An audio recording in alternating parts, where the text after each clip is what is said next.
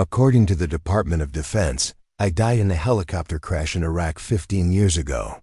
My death certificate was filed, my benefits were paid to my family, and my name was carved into a memorial wall at Fort Bragg. But dead people don't usually empty trash cans at the Pentagon. And they definitely don't stumble across classified documents that prove their entire unit was murdered to cover up a war crime. Before we jump back in, tell us where you're tuning in from. And if this story touches you, make sure you're subscribed, because tomorrow I've saved something extra special for you. Catherine Santos had mastered the art of being invisible in the most visible building in America. At 4:30 a.m., when the Pentagon's corridors stretched empty and silent, she moved through them like a ghost, which, according to official records, was exactly what she was. Her gray uniform bore no name tag, no identification beyond a faded contractor badge that simply read cleaning services. To the thousands of military personnel and civilians who would soon fill these halls, she was part of the furniture, as unremarkable and necessary as the fluorescent lights humming overhead. She preferred it that way. Invisibility was survival. The morning routine never varied. Start on the third floor, work systematically through each office, empty the trash, dust the surfaces, vacuum the carpets, and move on. No conversation beyond polite nods. No questions about why a woman who appeared to be in her early 40s was content to spend her nights cleaning up after colonels and generals. No one looked closely enough to notice the way she carried herself, the precise, economical movements of someone trained for combat, or the way her eyes automatically cataloged exit routes and potential threats in every room she entered. Catherine had been cleaning offices at the Pentagon for 3 years now, employed through Apex Facility Services, a contractor that specialized in security-cleared janitorial staff. The background check had been surprisingly easy to pass, partly because she'd chosen her new identity carefully, and partly because no one ever looked too hard at the cleaning lady. Carmen Rodriguez, age 44, born in El Paso, Texas, had a clean criminal record, steady employment history, and absolutely no connection to the U.S. military beyond a cousin who'd served briefly in the National Guard. Carmen Rodriguez existed in databases and credit reports and tax filings. Catherine Santos, on the other hand, was officially buried in Arlington National Cemetery. The irony wasn't lost on her that she now worked in the same building where, 15 years ago, officials had signed the paperwork declaring her dead. Where they'd authorized the cover story that had erased her squad from history. Where they'd decided that 12 brave soldiers were worth less than protecting a general's reputation and a defense contractor's profits. Room 3C147 belonged to Colonel Patricia Brennan, Deputy Director of Military Personnel Policy. It was a corner office with windows overlooking the courtyard, filled with the usual Pentagon accessories, framed photos with various officials, commendation plaques, a small American flag, and stacks of classified folders that Catherine had strict instructions never to disturb. She'd been cleaning this office for 8 months and had never so much as glanced at the documents on Brennan's desk. Until this morning, when one of them fell to the floor as she dusted around the colonel's computer. Catherine bent to retrieve the folder, intending to place it back exactly where it had been. But as she lifted it, the cover flipped open, revealing a document that made her blood turn to ice water.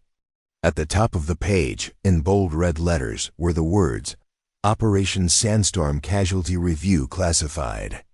Below that, a list of names, her squad, her brothers and sisters in arms who died in that helicopter 15 years ago, their names typed in neat, bureaucratic rows. But it wasn't their names that made Catherine's hands shake. It was the notation beside each one. Kia, friendly fire incident, cover story maintained. Friendly fire. After 15 years of believing they'd died in a mechanical failure, of honoring them as heroes lost to the unfortunate realities of war, Catherine was staring at proof that they'd been killed by their own side. And someone had been actively working to keep that truth buried. She heard footsteps in the hallway outside, the early arrivals starting their day. Quickly, Catherine placed the folder back on the desk, finished her cleaning routine with mechanical precision, and moved on to the next office.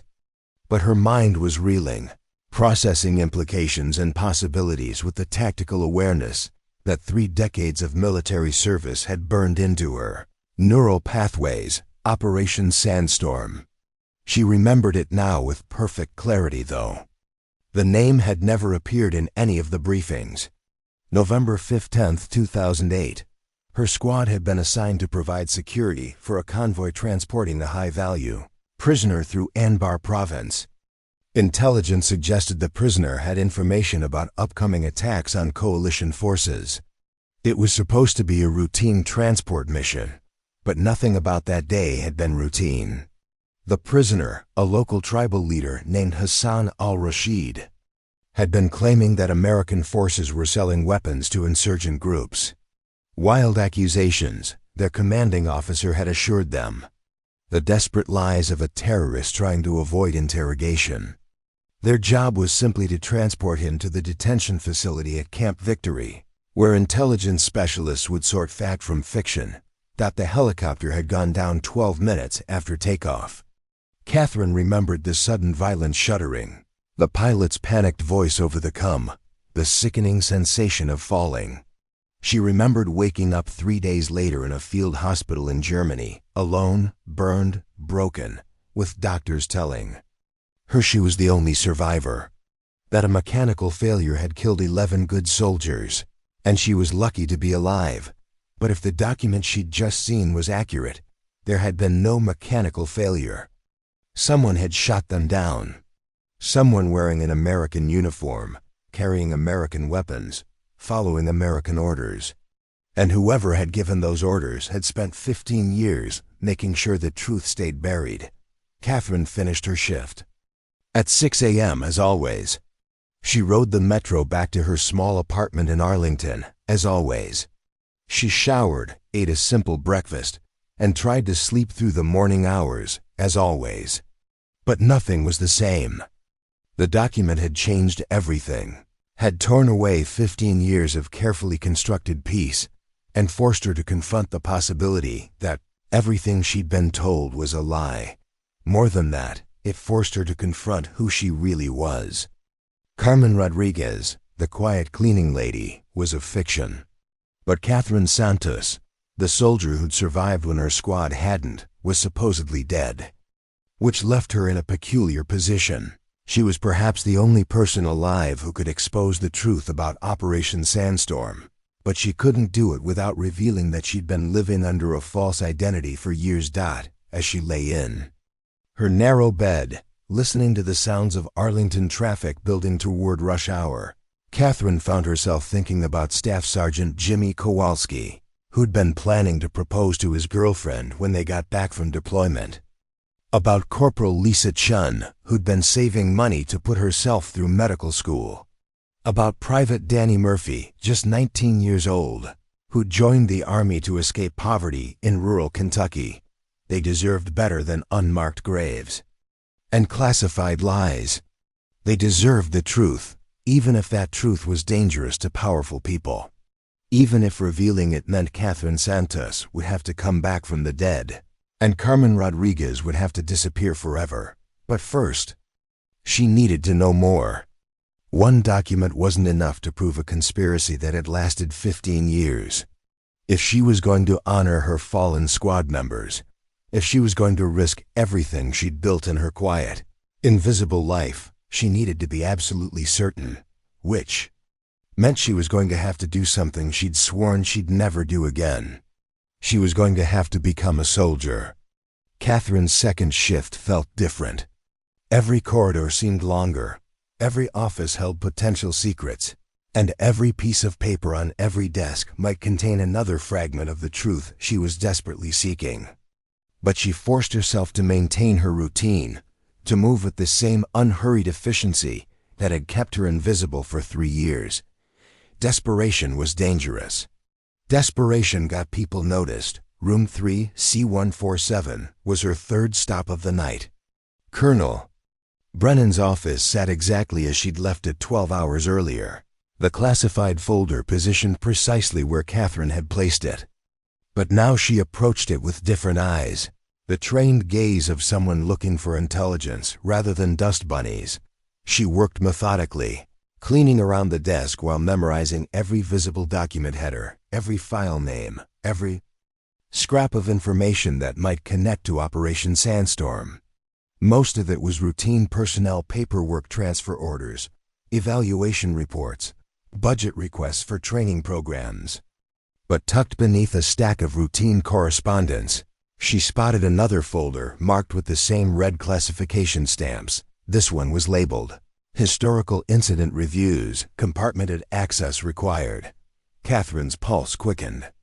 Compartmented access meant information so sensitive that even people with high-level security clearances needed special authorization to view it. The kind of classification reserved for operations that could damage national security if exposed, or operations that could destroy careers and reputations if the truth came out. She glanced at the office door, listening for footsteps in the hallway. The building was still largely empty. She had perhaps 20 minutes before the early arrivals started filtering in. Moving with practiced stealth, she carefully opened the folder. Inside were incident reports dating back over 2 decades each. One documenting military operations that had gone wrong in some way. Friendly fire incidents, classified weapon malfunctions, intelligence failures that had resulted in casualties. But these weren't the sanitized after-action reports that would normally be filed. These were what appeared to be internal damage. Control assessments, analyzing not the tactical failures, but the political and public relations challenges each incident had created. And there, 16 pages in, was Operation Sandstorm. The document was more detailed than the casualty list she'd seen the previous night. It outlined the entire mission from conception to cover-up, written in the cold, clinical language of bureaucratic damage control. Catherine read with growing horror as the pieces fell into place. Hassan al-Rashid, the prisoner they'd been transporting, hadn't been making wild accusations about American weapons sales to insurgents. He'd been telling the truth. According to the report, al-Rashid had photographic evidence and documentation proving that Major General Robert Calloway had been orchestrating arms sales to multiple insurgent groups, using the profits to fund black operations that Congress hadn't authorized. The evidence would have destroyed Calloway's career and potentially implicated dozens of other officers and defense contractors. So when al-Rashid agreed to testify in exchange for protection, someone decided the safest course of action was to ensure he never made it to that testimony. The helicopter carrying Catherine's squad hadn't suffered mechanical failure. It had been shot down by an American drone, operated by pilots who believed they were eliminating a legitimate terrorist target. The pilots had been given false intelligence, told that the helicopter had been hijacked by insurgents. They'd followed orders, engaged the target, and unknowingly murdered 12 American soldiers to protect a general's criminal enterprise. But Catherine had survived. Badly injured, barely conscious, but alive when the recovery team reached the crash site. According to the document, there had been a brief debate about what to do with her. She'd been unconscious during the critical moments, had no memory of the attack itself. The medical team reported that her injuries were severe enough that she might not survive, and even if she did, there was significant concern about brain damage and memory loss. Someone had made the decision to let Catherine Santos die officially, while Carmen Rodriguez was born in a German hospital with new fingerprints courtesy of severe burns and a new identity, courtesy of a traumatic brain injury that had supposedly left her with no memory of her military service. The perfect solution. No loose ends, no inconvenient witnesses, no one left to ask uncomfortable questions about what had really happened to Operation Sandstorm. Just another tragic accident in a war full of tragic accidents, except they'd miscalculated Catherine's Memory had returned gradually over the months of recovery, but she'd been too broken, too overwhelmed, too grateful to be alive to question the story she'd been told. By the time she was physically and mentally capable of seeking answers, the official record was already set in stone. The other survivors were all dead, the investigation was closed, and asking questions would only draw the kind of attention that could get her killed for real. So she'd chosen to disappear instead, to take the new identity they'd given her and build a quiet life far from the military that had betrayed her. For 15 years, that choice had seemed like wisdom. Now it felt like cowardice. Catherine photographed the relevant pages with a small camera she'd purchased on her way to work, a simple device that looked like a pen designed for discreet documentation. Each click felt like a small act of rebellion against 15 years of silence. But as she worked, she became aware of sounds in the corridor outside. Voices getting closer.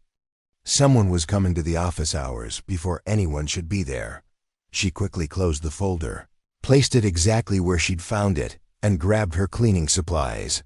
By the time Colonel Brennan entered the office with 2 men in civilian suits, Catherine was quietly emptying the trash can, invisible as always. "Ma'am," she said politely, stepping aside to let them pass. "Thank you," Brennan replied absently, already focused on her unexpected visitors.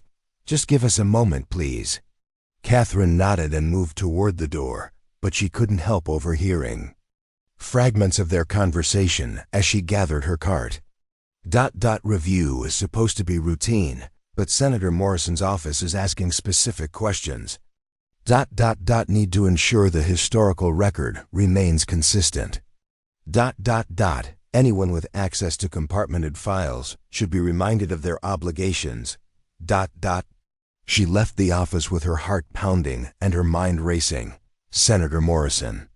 She'd seen that name in news reports recently, something about a Senate Armed Services Committee investigation into historical military incidents.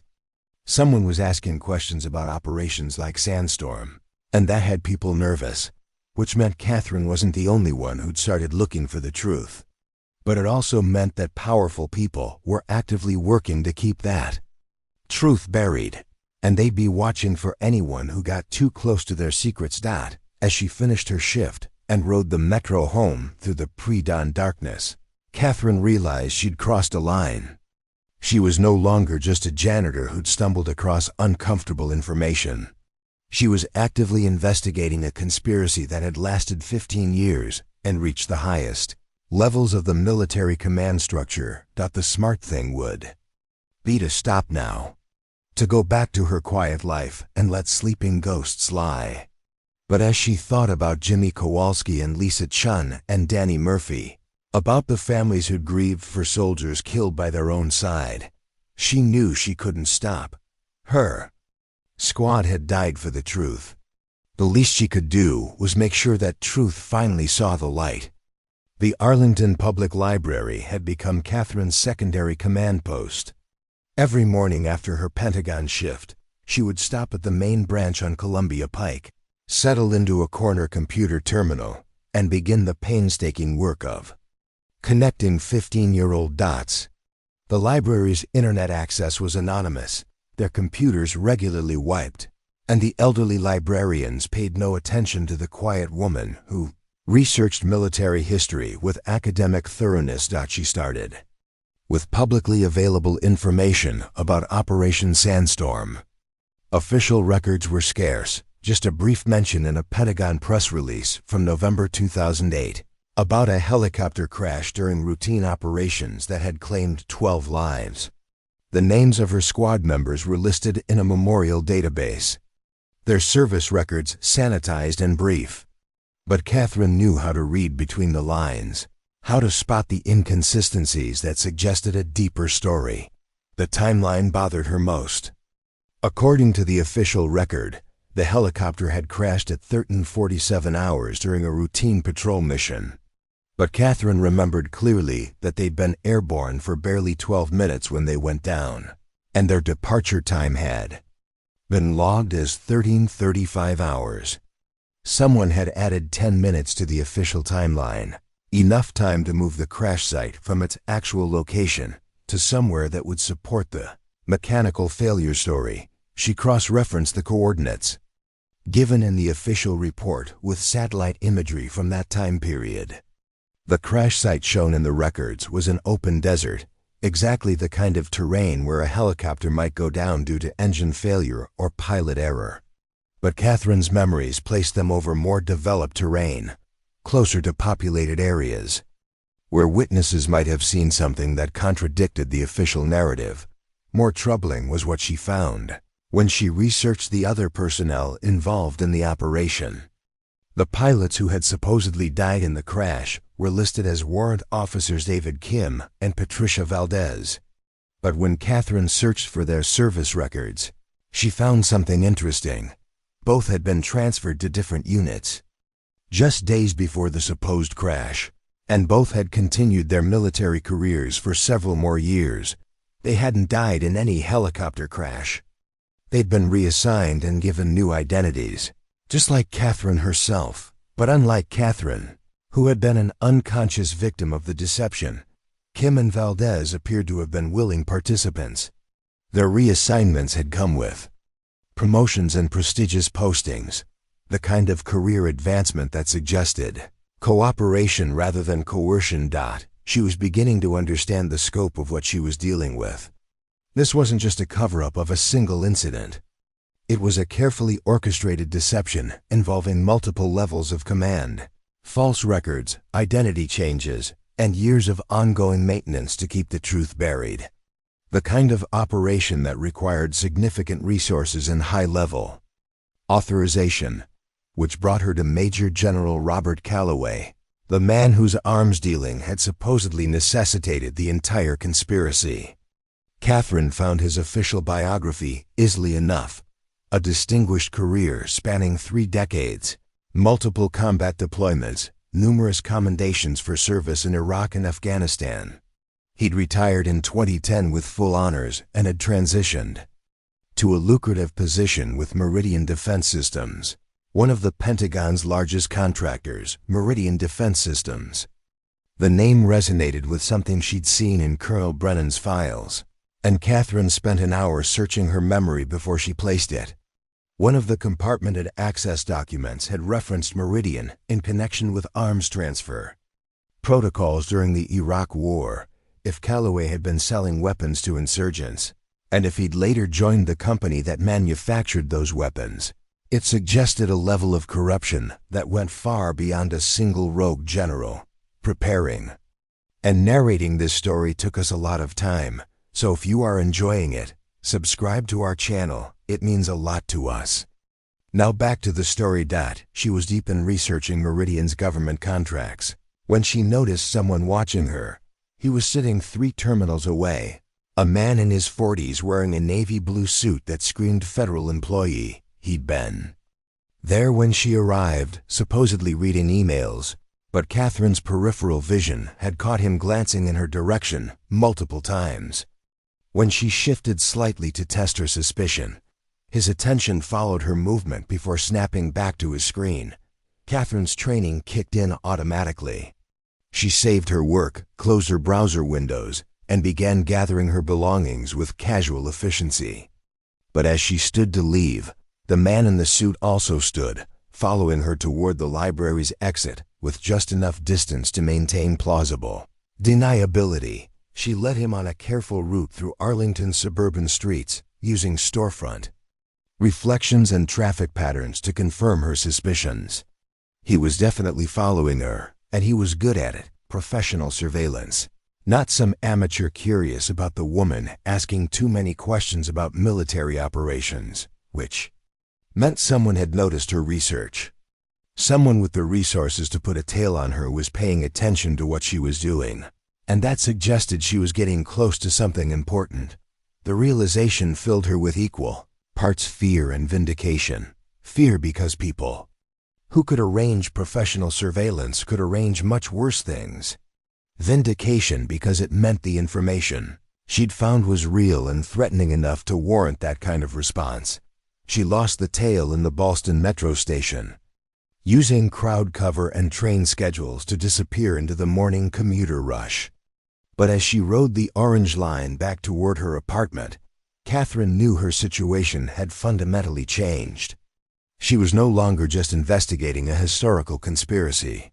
She was actively being hunted by people who had spent 15 years keeping that conspiracy secret. Back in her small apartment, Catherine stood at her kitchen window and surveyed the parking lot below. 2 new cars had appeared overnight, a black sedan and a gray SUV, both with the generic look of government vehicles. Their occupants weren't visible, but she had no doubt they were there. She was being watched around the clock now. Which meant her careful, methodical investigation had triggered some kind of alert system. Someone somewhere was monitoring for exactly the kind of research she'd been doing. Database queries about Operation Sandstorm, searches for personnel records from that time period, attempts to correlate official reports with satellite imagery. All of it had probably been flagged by automated systems designed to detect security breaches. The smart move would be to stop immediately, to delete everything she'd gathered, return to her routine, and hope that whoever was watching would conclude she'd been satisfied with her curiosity and moved on. But Catherine had spent 15 years being smart, 15 years staying invisible, and safe and alone. Her squad members had been just as dead at the end of those 15 years as they'd been at the beginning. Instead, she opened her laptop and began transferring everything she'd gathered to an encrypted drive. If they were watching her now, if they were considering more direct action to protect their secrets, then she needed to ensure the information would survive even if she didn't. But she also needed help. This conspiracy was too big, too well protected, too deeply embedded in official systems for one person to expose alone. She needed someone with authority, someone with access to resources she didn't have, someone willing to risk their career to seek justice for 12 murdered soldiers. She needed to find Senator Morrison and pray that his interest in historical military incidents was more than just political theater. Because Catherine Santos was officially dead, and Carmen Rodriguez was just a cleaning lady with no credibility and no standing to make accusations against generals and defense contractors. But the truth didn't care about official records or assumed identities. The truth was what it was, regardless of who spoke it. And if Catherine had learned anything in her 44 years of life, it was that the truth had a way of surfacing, no matter how deep people tried to bury it. Senator James Morrison's office in the Hart Senate office building was a study in controlled chaos. Stacks of committee reports covered every available surface. 3 separate phone lines buzzed constantly, and his chief of staff moved through the space with the harried efficiency of someone perpetually behind schedule. It was exactly the kind of environment where one more constituent request might get lost in the shuffle, which was precisely what Catherine was counting on. She'd spent 2 days planning her approach, studying Morrison's public schedule and staff routines from the gallery overlooking the Senate floor. The senator was in his 3rd term, a former prosecutor from Montana who'd built his reputation on government accountability and veterans affairs. More importantly, he was chairing a subcommittee investigation into historical military incidents, the same investigation that had made Colonel Brennan nervous enough to call in civilian consultants. Catherine arrived at the Hart Building at 3 p.m. on a Tuesday, dressed in the cheap business suit she'd worn to exactly 3 job interviews in the past 5 years. She'd rehearsed her cover story until it felt natural. Carmen Rodriguez, sister of a deceased veteran, seeking information about her brother's service record. Not entirely false, just strategically incomplete. The receptionist was a young man who looked like he'd graduated from college the previous week. When Catherine explained she needed to speak with someone about military records, he directed her to wait in the outer office while he checked with the appropriate staff member. 20 minutes later, she found herself sitting across from Sarah Mitchell, Morrison's legislative aide for Veterans Affairs. Mitchell was perhaps 30, with the kind of sharp intelligence that suggested she'd earned her position through competence rather than connections. Ms. Rodriguez, Mitchell said, reviewing the handwritten letter Catherine had prepared. I understand. You're looking for information about your brother's service in Iraq? Carlos Rodriguez, Catherine replied, using the fictitious brother she'd created as part of her cover story. He died in 2008, but the records we received from the Army don't match what he told us about his deployment. I'm trying to understand what really happened to him. Mitchell nodded sympathetically. Unfortunately, we see this fairly often.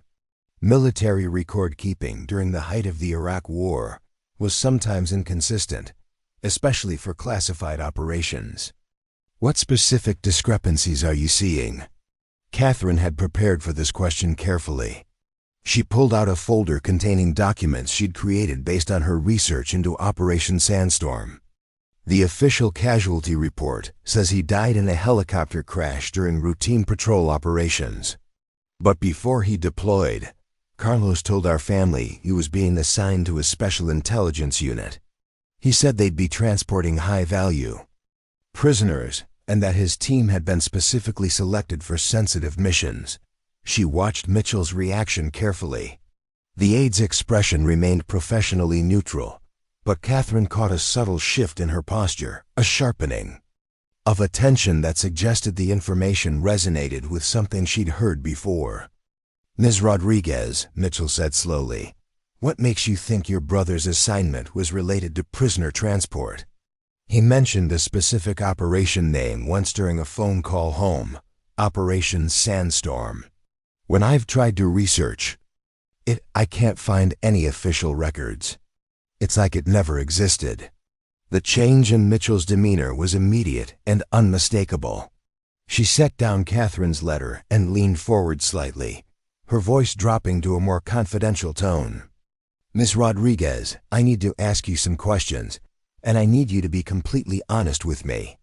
Have you shared this information with anyone else? Any other government agencies, journalists, or family members? Catherine shook her head. Just you. I wasn't sure who to trust, but Senator Morrison's reputation for helping veterans made me think he might be willing to look into this. Mitchell was quiet for a long moment, clearly weighing her options. Finally, she reached into her desk drawer and pulled out a business card, writing something on the back before handing it to Catherine. I'm going to give you my direct phone number, Mitchell said. I want you to call me tomorrow at exactly 2:00 p.m. Don't use this number for anything else.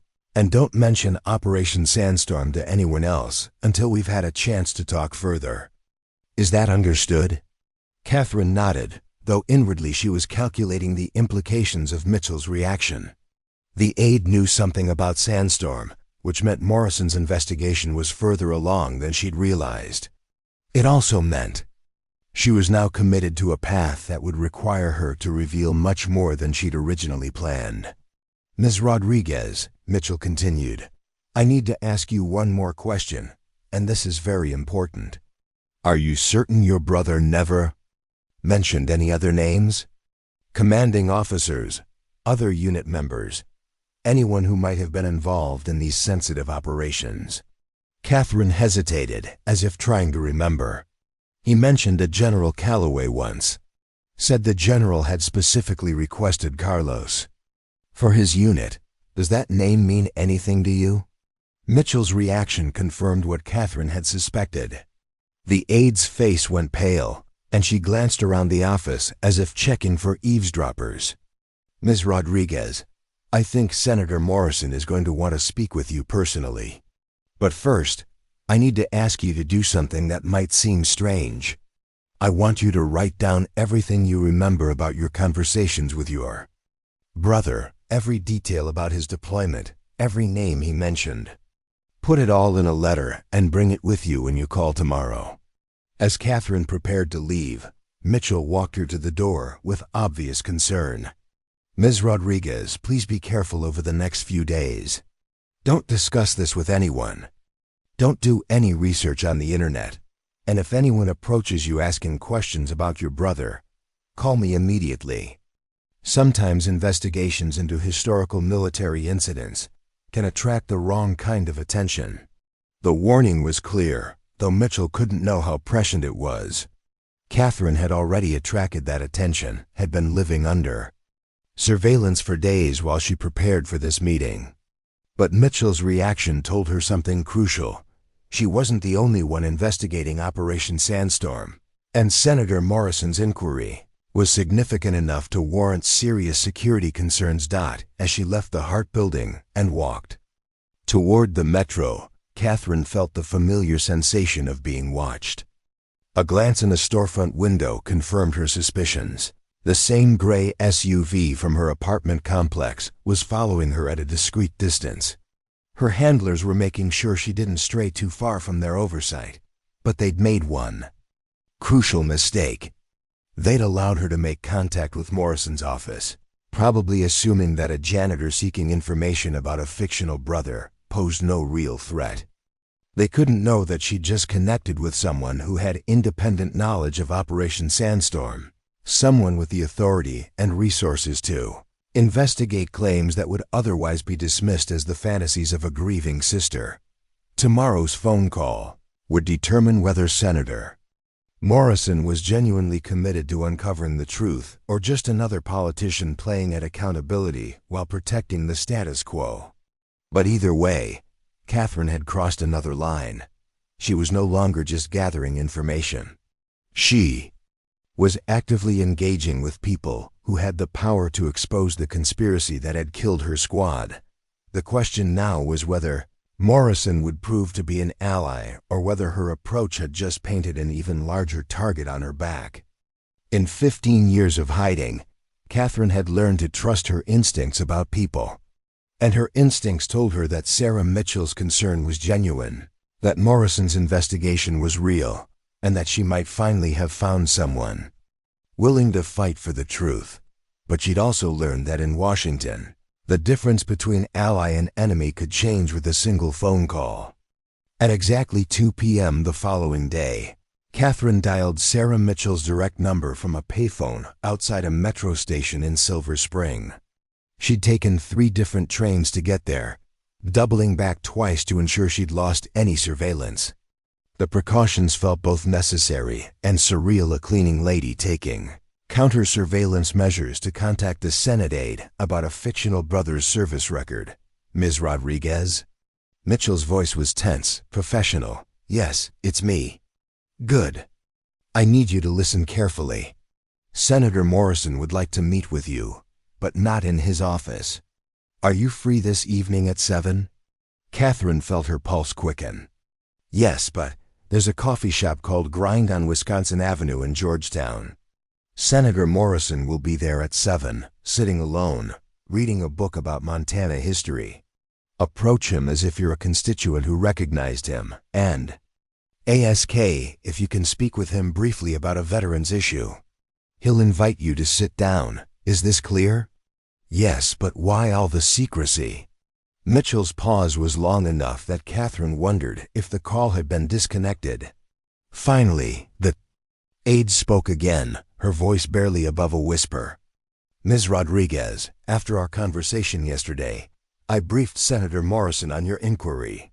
What I can tell you is that Operation Sandstorm is already part of our investigation, and your information may be more valuable than you realize. But there are people who don't want certain historical incidents examined too closely. People with significant resources and long memories. What kind of people? The kind who arranged for your phone to be tapped approximately 6 hours after you left our office yesterday. Catherine's blood ran cold. How do you know that? Because Senator Morrison has contacts in the intelligence community who monitor for exactly this kind of activity. Ms. Rodriguez, whoever Carlos really was, and whatever really happened to him, there are people willing to go to considerable lengths to keep that information buried. The irony would have been funny under different circumstances.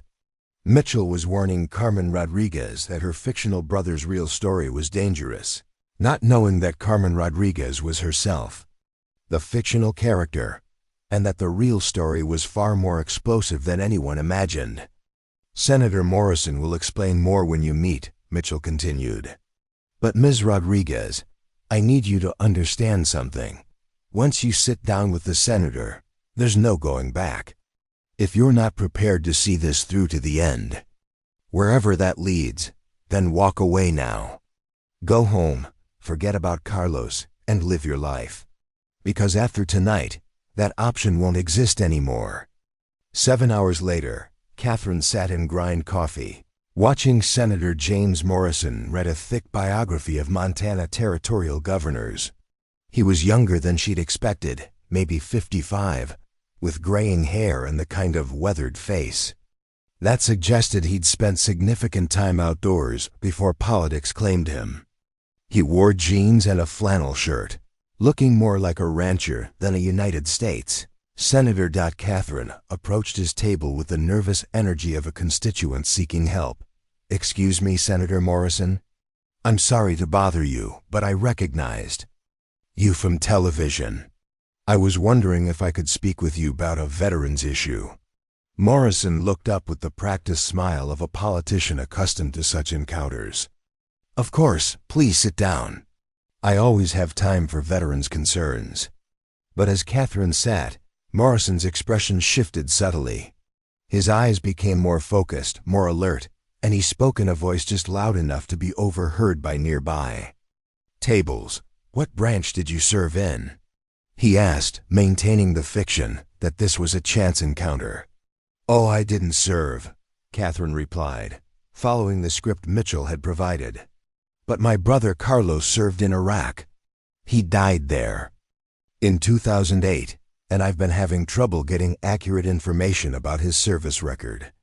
Morrison nodded sympathetically, but Catherine caught him scanning the coffee shop with the practiced eye of someone checking for surveillance.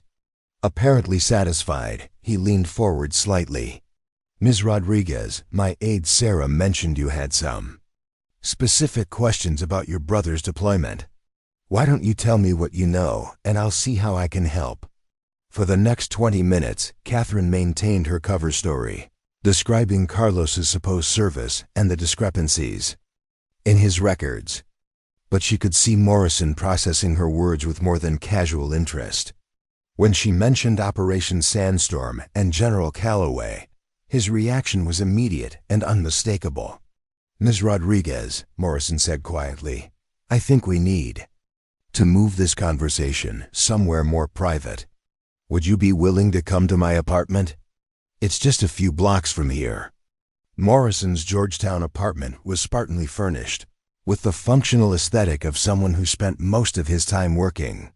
But Catherine noticed the sophisticated security system, the reinforced windows, and the way Morrison automatically checked multiple locks behind them.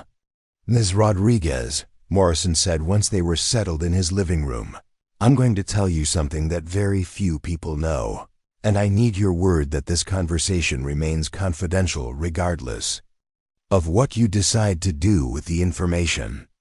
Catherine nodded, though inwardly she was calculating how much truth she could reveal without compromising her own identity. "For the past 18 months, Morrison continued, my subcommittee has been investigating a pattern of military incidents where the official records don't match the available evidence. We've identified at least 12 separate operations over the past 20 years where casualty reports appear to have been falsified, where unit records have been altered, and where surviving personnel have either disappeared or been transferred under suspicious circumstances."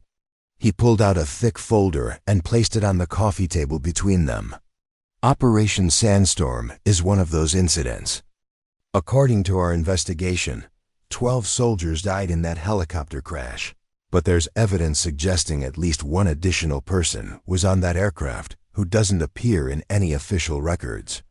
Someone who survived the crash but was never officially acknowledged as being part of the operation." Catherine's heart was pounding, but she forced herself to maintain her expression of concerned confusion. "I don't understand. Are you saying there was a 13th person?" "That's exactly what I'm saying. And Ms. Rodriguez, based on the information you've provided about your brother's supposed assignment to a special intelligence unit, I believe. Carlos Rodriguez never existed. I think you're here because you know something about that 13th person, and you're trying to find out what happened to them. The moment of truth had arrived. Catherine could continue the charade, maintain her fictional identity, and hope to extract information without revealing herself. Or she could trust that Morrison's investigation was genuine and take the massive risk of revealing who she really was. Looking into Morrison's eyes, seeing the genuine concern there, Catherine made a decision that would change everything. "Senator," she said quietly, "my name isn't Carmen Rodriguez, and I don't have a brother named Carlos. But you're right about the 13th person. I know exactly what happened to them, because I am them. My name is Staff Sergeant Catherine Santos, and I've been officially dead for 15 years. The silence in Morrison's apartment stretched for nearly 30 seconds. Catherine watched the senator's face cycle through disbelief, recognition, and finally, a grim kind of vindication. He leaned back in his chair, running his hands through his hair before speaking in a voice barely above a whisper. "Jesus Christ, you're actually her. You know who I am?" Morrison stood and walked to a wall safe hidden behind a landscape painting. He entered a complex code and withdrew a manila folder marked with classification stamps Catherine recognized from her Pentagon work. When he opened it, she saw her own military photograph staring back at her. Catherine Santos at 29. Wearing dress blues, looking young and confident in a way that felt like a lifetime ago. Staff Sergeant Catherine Santos, Morrison read from the file. Born August 15, 1980, in San Antonio, Texas. Enlisted 1998, Special Forces qualified, 2003. Assigned to Classified Special Operations Unit, 2006. Killed in action, November 15, 2008, during Operation Sandstorm in Anbar Province, Iraq. He looked up at her with an expression that mixed awe with horror. "Except you weren't killed, you were erased." Catherine felt 15 years of careful emotional control beginning to crack. "How long have you known? About you specifically?" 6 months. My investigators found inconsistencies in the Sandstorm Casualty Report's medical evacuation records that referenced 13 personnel, supply requisitions for 13 soldiers, but official casualty reports listing only 12. We started looking for the missing person, thinking maybe someone had been injured and transferred without proper documentation. Morrison returned to his chair, the file still open in his lap. What we found instead was evidence of a systematic cover-up. Hospital records in Germany showing treatment for severe burns and trauma for a Jane Doe who arrived the same day as the sandstorm casualties. Discharge paperwork processed for someone with no official identity. And most importantly, digital fingerprint records that had been altered but not destroyed. "You traced my fingerprints?" "Not exactly. But we found evidence that someone's fingerprints had been surgically altered and replaced in the database. The timing matched the sandstorm incident, and the medical procedures matched the kind of injuries someone might sustain in a helicopter crash. We've been looking for you ever since." Catherine absorbed this information with a mixture of relief and terror. Relief that Morrison's investigation was more thorough than she'd imagined. Terror at the implications of being found by people with that level of resources and determination. "Senator, why are you investigating this? What's your stake in exposing?" "What happened to my squad?" Morrison's expression darkened. "Because Sandstorm wasn't an isolated incident. It was part of a pattern that's been going on for decades. Military units that get too close to sensitive information, soldiers who witness things they shouldn't see, entire operations that become politically inconvenient. They all have a tendency to suffer tragic accidents that eliminate loose ends." He pulled out another folder, this one containing photographs of soldiers Catherine didn't recognize. "Delta Force Team Alpha 7, Killed in a training accident in 2003 after discovering evidence of arms sales to Colombian cartels.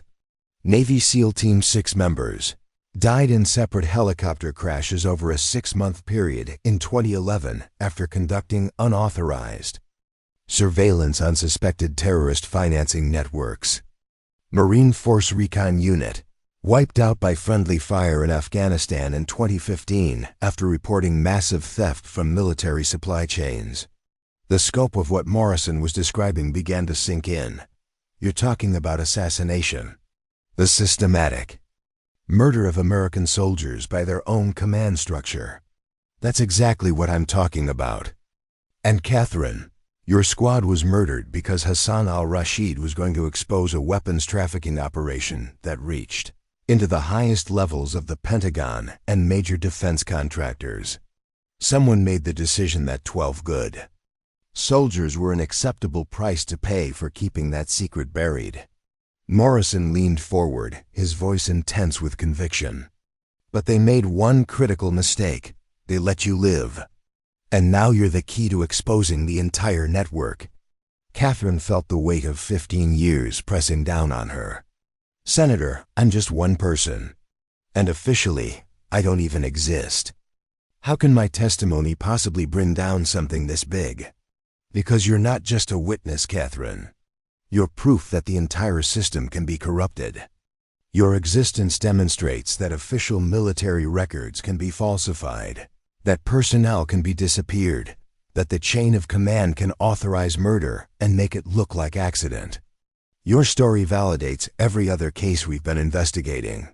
Morrison stood and began pacing, his prosecutor's instincts clearly engaged.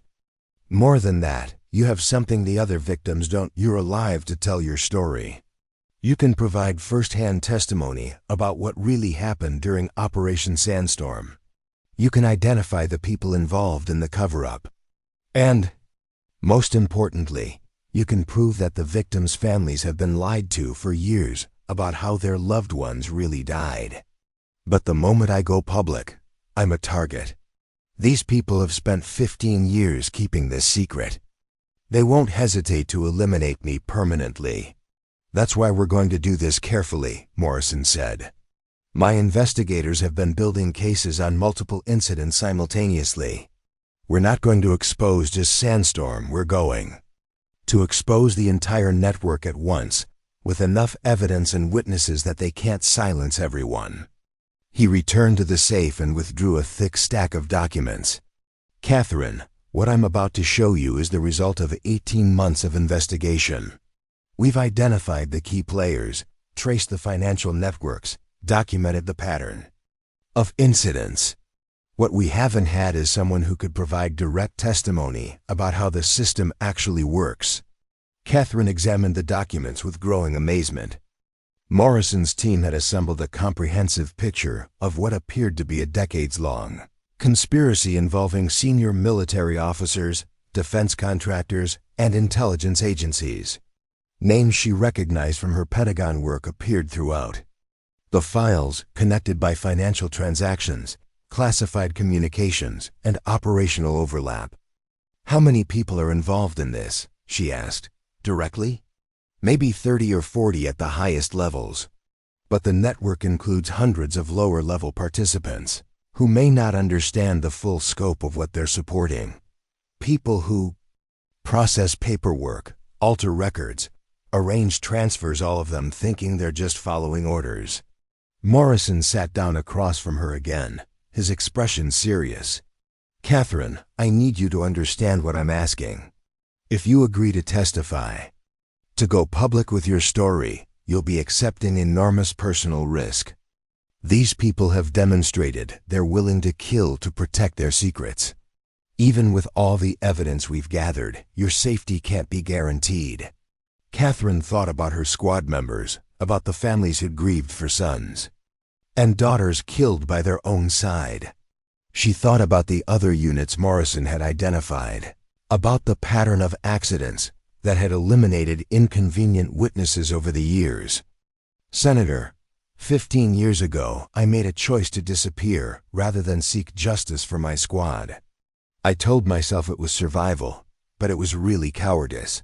I won't make that choice again. She looked directly into Morrison's eyes, feeling something she hadn't experienced in years, hope mixed with purpose. What do you need me to do? Morrison smiled for the first time since she'd revealed her identity. First, we need to get you somewhere safe. These people know you've made contact with my office, and they'll be escalating their response. Then we need to document everything you remember about Operation Sandstorm and the cover-up that followed.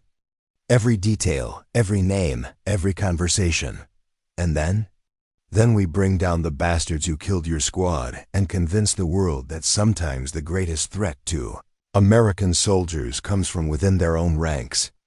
The Georgetown safe house looked like any other expensive townhouse from the outside, brick facade, well-maintained garden, the kind of property owned by successful lawyers or lobbyists.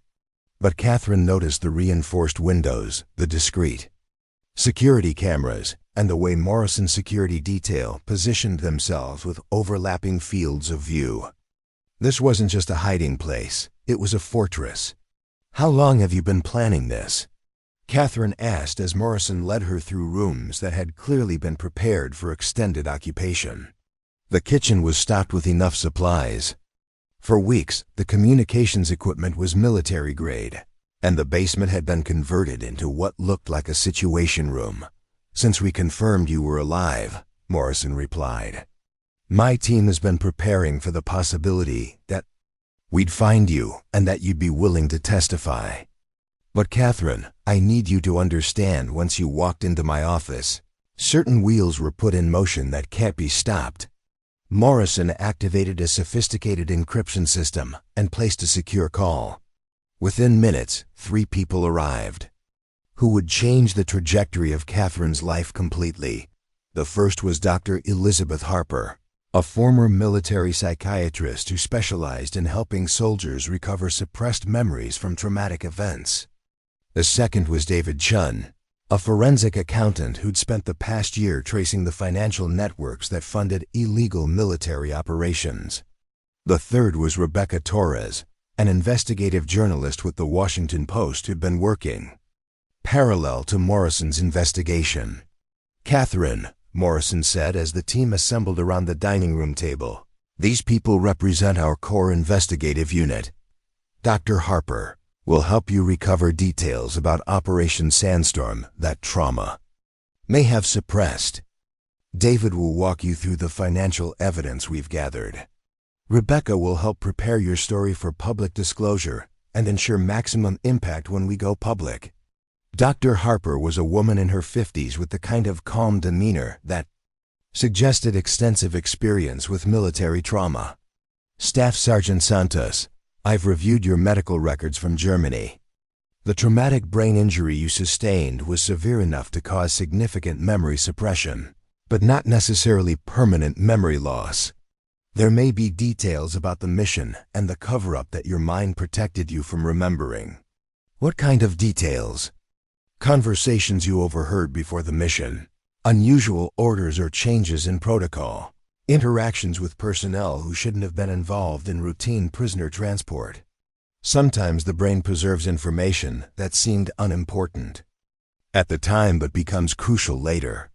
David Chun spread financial documents across the table: bank records, defense contractor invoices, classified budget allocations. Catherine, we've traced over $200 million in arms sales that correspond to the time frame of Operation Sandstorm. The money flowed through Meridian Defense Systems, but the actual transactions involved weapons supposedly destroyed or lost in combat. Someone was systematically selling American military equipment to insurgent groups and pocketing the profits. And Hassan al-Rashid discovered this. Not just discovered it, Chun replied. He had documentation proving that American weapons sold through this network were used in attacks against coalition forces. He could have provided testimony that would have implicated dozens of high-ranking officers and cost Meridian hundreds of millions in defense contracts. Rebecca Torres leaned forward, her recorder and notebook ready. Catherine, when this story breaks, It's going to be one of the biggest military scandals in American history. But the impact depends on how we present it. We need your personal testimony, but we also need to connect your experience to the broader pattern of corruption and murder. Morrison pulled out a timeline that covered the wall of the dining room. This is what we're dealing with. 15 years of systematic elimination of military personnel who posed threats to illegal operations. Your squad was just one incident in a much larger campaign of internal assassination. Catherine studied the timeline with growing horror. Dozens of incidents, hundreds of dead soldiers, patterns of cover-ups that stretched across multiple administrations. And command structures. How is this possible? How could something this big stay hidden for so long? Compartmentalization, Morrison replied. Most people involved only know their small piece of the operation. The helicopter pilot who shoots down your aircraft thinks he's eliminating a legitimate terrorist threat. The medical officer who alters your records thinks he's protecting classified information. The intelligence analyst who fabricates the casualty report thinks he's supporting national security. Dr. Harper nodded. It's the same principle used in legitimate covert operations, just applied to criminal activity. Each participant believes they're following lawful orders for legitimate purposes. But someone at the top knows, Catherine said. Someone coordinates all of this. Multiple someones, Chun confirmed. We've identified what appears to be a coordinating committee involving senior Pentagon officials, defense industry executives, and intelligence community leaders. They meet regularly, communicate through encrypted channels, and have access to resources that span multiple agencies. Torres consulted her notes. Catherine, we're planning to break this story in 3 phases. First, your personal account of Operation Sandstorm and the cover-up. Second, the broader pattern of similar incidents over the past 2 decades. Third, the financial networks and coordinating structure that enabled it all. What kind of timeline are we looking at? Morrison exchanged glances with his team. Ideally, we'd like 6 months to build an airtight case. But Catherine, the people hunting you aren't going to wait 6 months. Every day you remain alive is a day they're developing plans to eliminate you permanently. So what's the alternative? We accelerate everything, Torres said. I can have the first story ready in 2 weeks if we work around the clock. Morrison can schedule emergency subcommittee hearings for the day after publication. The key is creating enough simultaneous pressure that they can't silence everyone at once. Dr. Harper looked concerned. 2 weeks isn't enough time for proper memory recovery therapy. Catherine may have crucial information that trauma has suppressed, but accessing it safely requires time and careful technique. Then we work with what we have, Morrison decided. Catherine, can you provide detailed testimony about what you remember from the mission and the immediate aftermath? Catherine nodded, though she felt overwhelmed by the scope of what they were. Planning. I remember most of the mission details clearly. The transport, the prisoner, the attack itself. What I don't remember well is the hospital time in Germany. A lot of that period is fuzzy. That's where the suppressed memories are most likely to be, Dr. Harper explained. During your recovery, you may have overheard conversations between medical staff, debriefings with intelligence officers, discussions about your new identity. Information that could identify specific people involved in the cover-up. Shun pulled out another set of documents. Catherine, there's something else. We've identified financial transactions that suggest someone has been monitoring you for years. Regular payments to surveillance contractors, background check services, database monitoring systems. Someone has been keeping track of Carmen Rodriguez. Since you created that identity, the implication was chilling. For 15 years, Catherine had believed she was hiding successfully, building an invisible life away from the people who'd tried to erase her. But apparently, they'd been watching her the entire time, letting her live as long as she remained quiet and posed no threat. Why didn't they just kill me? she asked. Morrison's expression was grim. Because killing you would have required explaining. Why Carmen Rodriguez needed to die.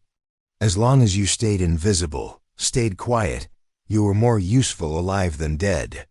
A dead janitor might attract attention. A living janitor who kept her mouth shut was the perfect solution. But now that I've made contact with your investigation, now you're an active threat that needs to be eliminated, Torres finished. Which is why we're going to move fast and make as much noise as possible. These people operate in shadows, and silence, publicity, and official scrutiny are their greatest weaknesses.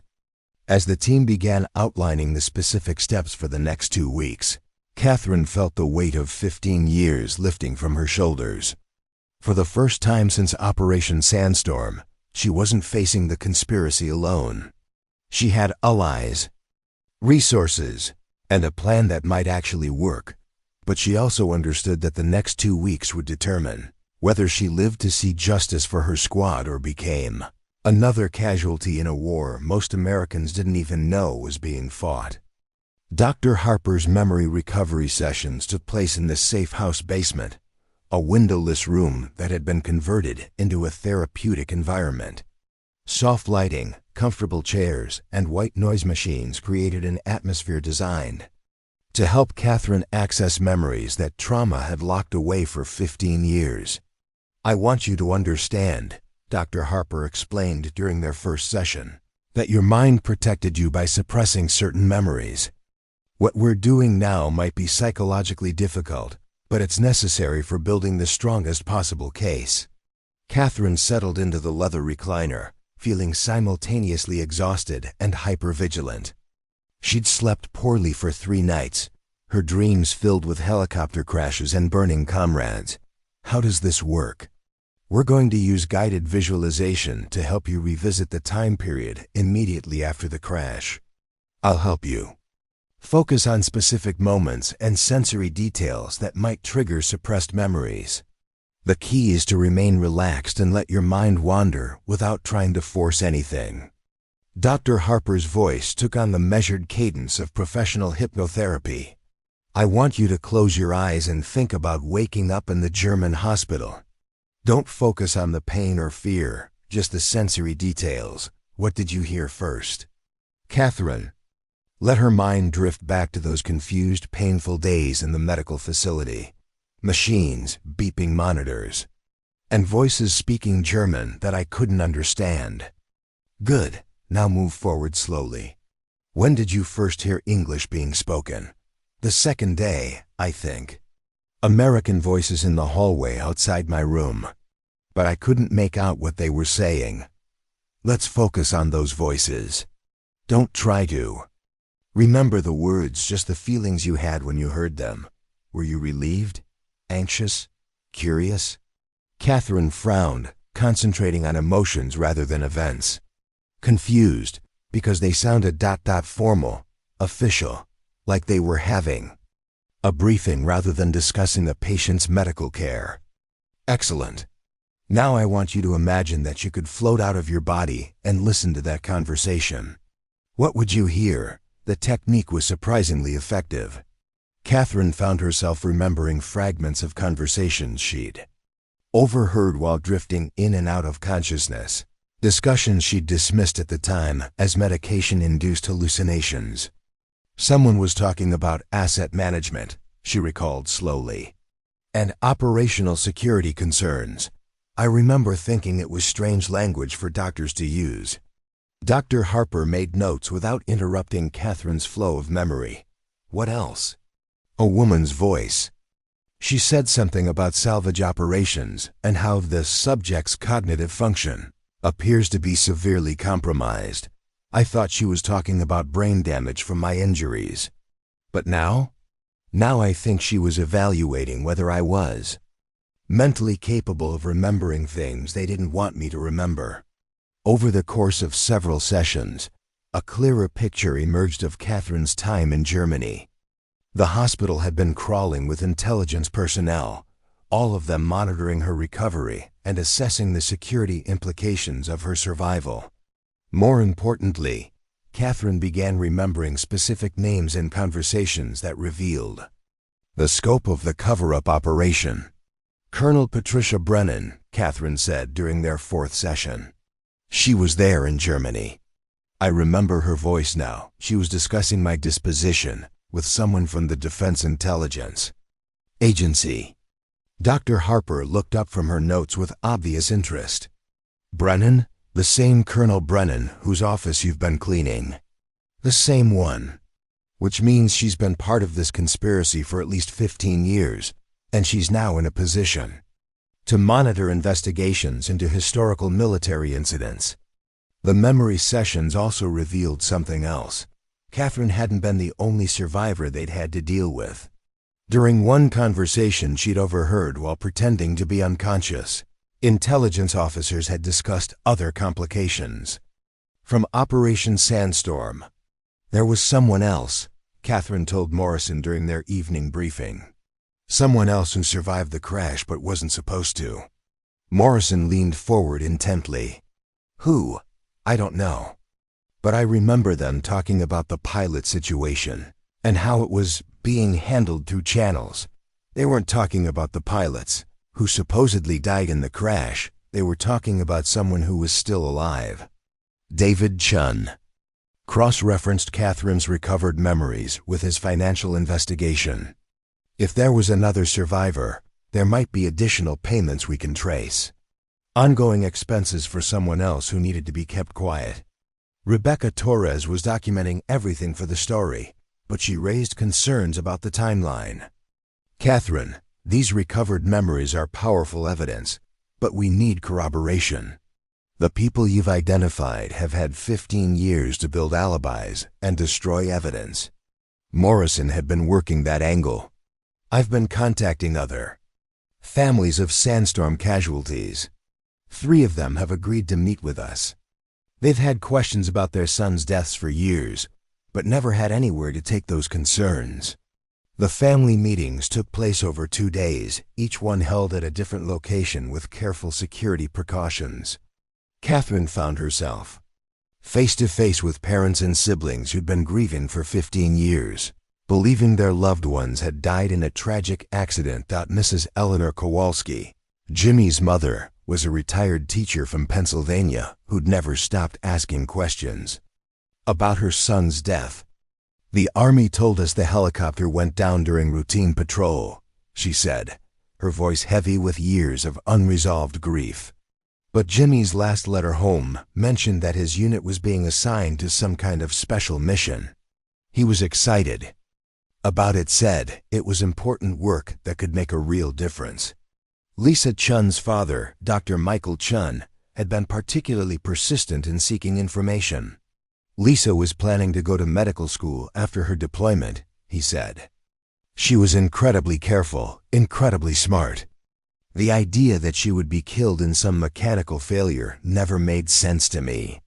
Danny Murphy's sister Sarah had brought copies of letters her brother had sent home. Look at this, she said, showing Catherine a letter dated 3 days before the crash. Danny writes about being assigned to prisoner transport duty and mentions that their commanding officer had specifically requested their unit for sensitive operations. That doesn't sound like routine patrol to me. Each family had been given different versions of the same basic story: mechanical failure, tragic accident, classified details that couldn't be shared for security reasons. But the details didn't align, and the inconsistencies had nagged at them for years. What we're telling you, Morrison explained to the families, is that your children weren't killed in an accident. They were murdered by their own command structure to cover up criminal activity. And the person responsible for that murder is still in a position of authority within the Pentagon.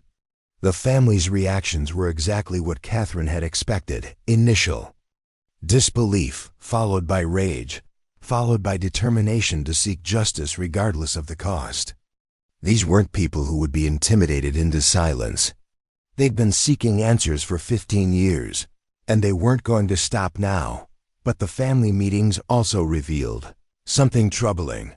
Mrs. Kowalski mentioned that she'd been visited twice in recent years by people claiming to be Army historians researching her son's unit. Dr. Chun had received similar visits. Sarah Murphy had been contacted by someone claiming to be writing a book about military casualties in Iraq. They were gathering intelligence, Morrison realized. Assessing how much the families knew, whether they posed any threats to the official story, which means they know we've made contact with the families, Catherine said. They'll be escalating their response. Torres looked up from her laptop where she'd been preparing the story. Then we need to accelerate our timeline even more. I can have the first article ready in 3 days if we work around the clock. Dr. Harper shook her head. Catherine needs more time to process these recovered memories safely. Rushing the psychological work could cause serious trauma. Morrison made the decision. We go with what we have. Catherine, can you provide enough detail for Torres to write a compelling first-person account? Catherine thought about Jimmy Kowalski's excited letter home, about Lisa Chun's medical school plans, about Danny Murphy's pride in being selected for important work. She thought about 15 years of silence while their families grieved for children who'd been murdered by the people they'd trusted to lead them. I can give you everything you need, she said. Let's bring these bastards down. But even as she spoke, Catherine couldn't shake the feeling that they were racing against more than just time. Somewhere in the Pentagon, in corporate boardrooms, in intelligence facilities across Washington, people were making plans to ensure that the truth about Operation Sandstorm never saw the light of day. And those people had resources, authority, and 15 years of experience in making inconvenient problems disappear permanently. Catherine woke to the sound of breaking glass at 3:17 a.m. Her military training kicked in, instantly rolling out of bed, staying low, moving toward the window while avoiding the direct line of sight from outside. The safe house's security system should have detected any intrusion, but the monitors in her room showed green lights across the board. She grabbed the encrypted radio Morrison had given her and keyed the emergency frequency. Control, this is Santos. Possible breach on the 2nd floor. No response. Just static. Catherine moved toward her bedroom door and found it locked from the outside, a magnetic lock system that should have been under her control. Someone had taken over the safe house's security systems, turning their protection into a trap. The sound of footsteps in the hallway below told her she wasn't alone in the building. Professional movement, coordinated, multiple personnel. This wasn't a burglary or random break-in. This was an extraction team, moving to the bathroom window. Catherine saw vehicles positioned around the building's perimeter, black SUVs with government plates, positioned to cover all possible escape routes. In the distance, she could see snipers on neighboring rooftops, their night vision scopes scanning the building systematically. They'd found her despite all of Morrison's precautions, which meant someone with access to the highest levels of government. Security had located the safe house and authorized a black operation to eliminate her. Catherine's military experience took over. She needed to communicate, to warn Morrison's team, and to create enough chaos to prevent a clean extraction. The bathroom had an old-fashioned window that opened manually, one of the few systems in the building that wasn't computerized. She opened the window and activated a small device Morrison had given her for absolute emergencies. Burst transmitter that would send her GPS coordinates and a distress signal to multiple news organizations simultaneously. If she was going to be captured or killed, at least the world would know where it happened. The footsteps were closer now, moving up the stairs with tactical precision. Catherine counted at least 4 separate sets of boots, probably more. She had perhaps 2 minutes before they reached her room. In those 2 minutes, she made a decision that would change everything. Instead of trying to hide or escape, she was going to go on the offensive. These people had spent 15 years thinking she was a problem to be managed. It was time to show them what a special forces operator looked like when she stopped hiding. The bathroom contained cleaning supplies, bleach, ammonia, various solvents that could be weaponized with the right knowledge. Catherine quickly assembled an improvised chemical smokescreen and positioned it near the door. When they breached the room, they'd be walking into a cloud of irritating gas. That would buy her precious seconds. She also found something else, a building maintenance access panel that connected to the ventilation system. The safe house had been designed with multiple escape routes, including one that Morrison probably hadn't mentioned because it was so dangerous, a path through the building's air handling system that connected to the basement. Catherine was halfway through the access panel when her bedroom door exploded inward. The breach team entered in full tactical gear, night vision goggles, and weapons that were definitely not standard law enforcement issue. But instead of finding a cowering witness, they walked into a smoke-filled room with no target. Target is not in primary location. She heard one of them report over radio, initiating building sweep. Catherine moved through the ventilation system with practiced silence, her special forces training serving her better than it had in 15 years. The air ducts were tight, designed for maintenance access rather than human movement, but they connected every room in the building. More importantly, they gave her access to the building's communication center. The safe house's secure communication room was in the basement, protected by multiple layers of security that the breach team hadn't reached yet. Catherine dropped down through an air vent and found herself in the nerve center of Morrison's operation banks of encrypted communication equipment, secure phone lines, and most importantly, a direct connection to Morrison's Senate office. She activated the emergency communication protocol Morrison had established and sent a burst transmission to every contact in the system. Safe house compromised. Catherine alive but under attack. Initiate Protocol 7 immediately. Protocol 7 was Morrison's nuclear option immediate. Release of all evidence to every major news organization simultaneously, regardless of whether the investigation was complete. It was designed to prevent exactly this scenario, the elimination of witnesses before they could testify. But Catherine also did something Morrison hadn't expected. She accessed the safe house's internal security system and began downloading every piece of evidence they'd gathered over the past week. Financial records, testimony transcripts, recovered memory sessions, family interviews, everything that proved the Operation Sandstorm conspiracy. As she worked, she could hear the breach team moving through the building systematically, searching every room. They were professional, thorough, and obviously operating under orders to leave. No trace of what had happened here, which meant they weren't planning to arrest her. They were planning to make her disappear permanently. Catherine finished the download and activated one more system, the safe house's emergency broadcast protocol. Morrison had installed equipment that could override local emergency broadcast systems in case they needed to get information out quickly.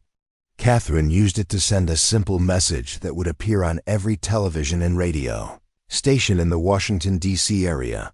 Staff Sergeant Catherine Santos, supposedly killed in Iraq 2008, is alive and has evidence of military conspiracy. If anything happens to her tonight, the evidence will be released automatically. The message would broadcast for exactly 60 seconds before the FCC shut it down. But 60 seconds was enough for thousands of people to see it, record it, and spread it across social media. Upstairs, she heard increased radio chatter from the breach team. Someone was clearly not happy about the broadcast. Control, we have a problem. Target has initiated some kind of dead man switch. Recommend immediate extraction. Negative. Mission parameters unchanged. Target must be neutralized. Catherine smiled grimly. 15 years ago, she'd been a young soldier following orders and trusting the system. Now she was a woman with nothing left to lose and 15 years of rage to motivate her. She accessed the building's fire suppression system and triggered it manually. Immediately, alarms began blaring and water began spraying throughout the building. The breach team would be dealing with chaos, confusion, and the assumption that their operation had been detected by emergency services. Then Catherine did something that would have been unthinkable for the woman who'd spent years hiding as a janitor. She armed herself with equipment from Morrison's emergency weapons cache and prepared to fight her way out. The basement had 3 possible exits: the main stairway where the breach team was waiting, a service tunnel that connected to the building next door, and an emergency escape route that led to the sewer system. Catherine chose the most unexpected option. She went up the main stairway toward the breach team. They were expecting a frightened witness trying to hide or escape. They weren't expecting a special forces operator coming at them with superior knowledge of the building's layout and 15 years of suppressed anger driving her forward. The first 2 operatives never saw her coming. Catherine moved through the smoke and water with tactical precision, neutralizing threats and acquiring their equipment. By the time the team leader realized what was happening, Catherine had reversed the tactical situation completely. "This is Santos," she announced over their own radio frequency. "Tell your handlers that the dead woman is very much alive, very much angry, and very much done hiding. The evidence gets released in 6 hours, unless I personally call it off. And right now I'm not feeling particularly cooperative." She could hear panicked communications as the breach team tried to re-establish control of the situation. But Catherine was already moving toward her final objective, the service tunnel that would get her out of the building and into the DC underground, where she could disappear again. But this time, she wouldn't be hiding from the people who'd tried to erase her. This time, she'd be hunting them. As Catherine disappeared into the Washington, D.C. sewer system, carrying encrypted drives full of evidence and a renewed commitment to justice, she knew that everything had changed. The shadow war that had been fought in silence for 15 years was about to become very public and very loud. And the people who'd spent decades murdering American soldiers to protect their secrets were about to discover that some ghosts refused to stay buried. By 6 a.m., Catherine's emergency broadcast had been viewed over 2 million times on social media. #Catherine Santos was trending on Twitter. Facebook groups dedicated to military accountability were sharing the video, and news organizations across the country were scrambling to verify the claims of a supposedly dead soldier who just announced her survival on live television. Catherine watched the coverage from an internet cafe in Baltimore, having taken the train out of D.C. while the authorities were still searching the sewer systems. She'd chosen Baltimore specifically because it gave her access to multiple transportation routes while keeping her close enough to Washington to monitor developments. Her encrypted phone buzzed with a message from Morrison. Protocol 7 activated.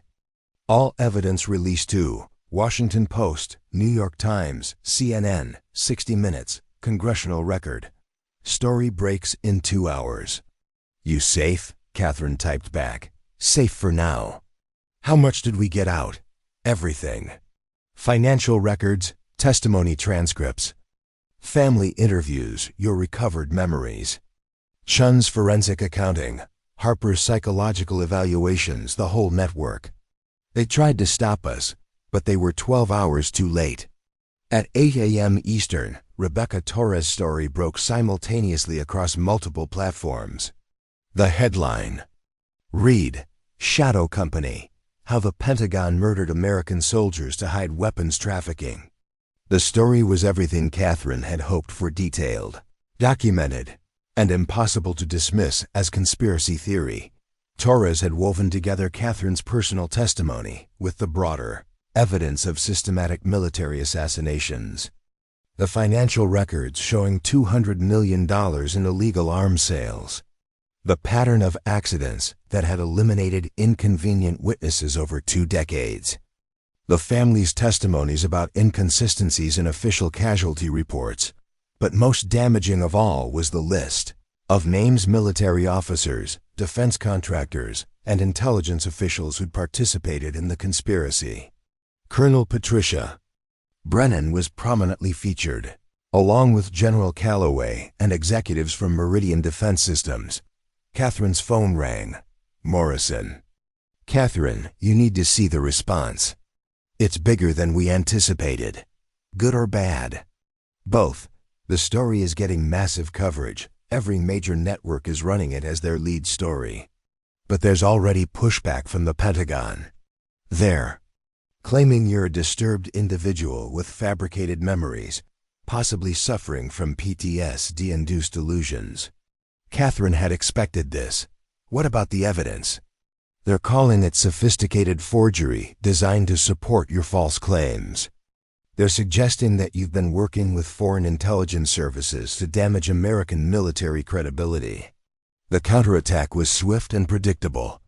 By noon, Pentagon spokesperson Admiral Sarah Williams was holding a press conference that Catherine watched from her Baltimore hideout. The individual calling herself Catherine Santos is a deeply troubled person who has constructed an elaborate fantasy around a tragic incident from 15 years ago, Williams announced.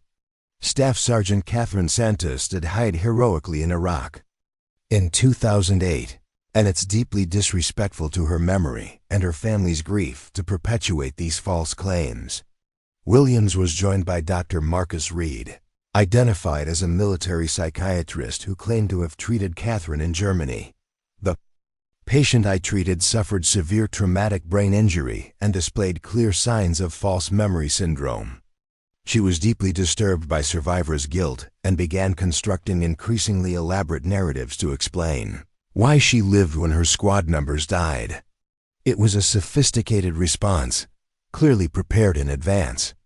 They were using Catherine's own medical records against her, turning her survival into evidence of mental instability rather than proof of cover-up. But Morrison's team had anticipated this strategy. At 2 p.m., Dr. Harper held her own press conference, flanked by the families of Operation Sandstorm casualties. The Pentagon's claims about Catherine Santos are demonstrably false, Dr. Harper announced. I've spent the past week conducting extensive psychological evaluations of Miss Santos, and she shows no signs of false memory syndrome, PTSD-induced delusions, or any other condition that would cause her to fabricate these claims. Her memories are consistent, detailed, and corroborated by substantial documentary evidence. Mrs. Eleanor Kowalski stepped forward to address the cameras. My son Jimmy wrote to me 3 days before he died about being assigned to prisoner transport duty. That's not in any official record, but it matches exactly what Ms. Santos has testified. The Pentagon has been lying to us for 15 years, and we demand the truth about how our children really died. The family's presence transformed the story from a single disturbed veteran's claims into a broader narrative about government accountability and military families seeking justice. It was much harder to dismiss grieving parents than it was to discredit an individual witness. David Chun followed with his own presentation, walking through the financial evidence with forensic precision. The money trail is undeniable, he said. Over $200 million in weapons sales that correspond exactly to the time frame and personnel involved in Operation Sandstorm. These aren't fabricated documents, they're official Pentagon procurement records. Defense contractor invoices and bank transfers that we verified through multiple independent sources. By evening, the Pentagon's narrative was crumbling. Too many pieces of evidence, too many corroborating witnesses, too much documentation for the story to be dismissed as the fantasies of a traumatized veteran. Senator Morrison's scheduled emergency hearings for the following week with Catherine as the lead witness.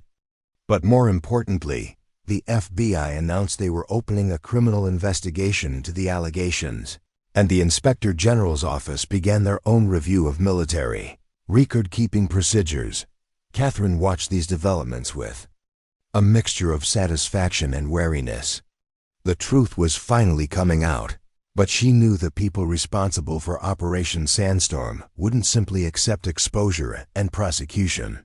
They'd spent 15 years protecting these secrets, and they had too much to lose to give up now. her caution was justified. At 7 p.m., she received an encrypted message from an unknown sender. "Ms. Santos, you've made your point. Now it's time to negotiate. Crystal City Marriott, room 1247, 9 p.m. Come alone, or the families you've involved in this situation may face the same fate as your squad."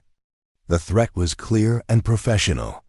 They were escalating from trying to kill her to threatening the people she'd brought into the investigation.